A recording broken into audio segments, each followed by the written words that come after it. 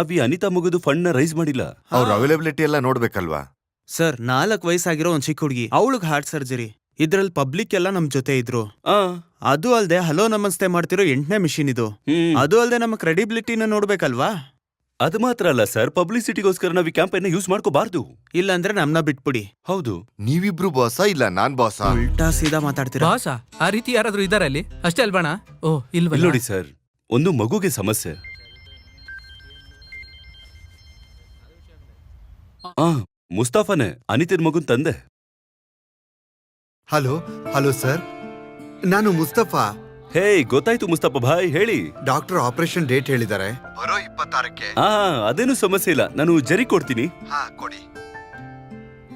Hello, ಹಾ Mustafa sir. ಹಾ Jayamohan sir ಈಗ ತಾನೇ ಹೇಳ್ತಿದ್ರು ಫಿಕ್ಸ್ ಮಾಡಿರೋ ಡೇಟಿಗೆ ಚೆಕ್ ಕೊಡ್ಬೇಕು ಅಂತ. ಆ, ಫೋನ್ನ ಸ್ವಲ್ಪ ಅನಿತಾ ಪುಟ್ಟಿಗೆ ಕೊಡ್ತೀರಾ?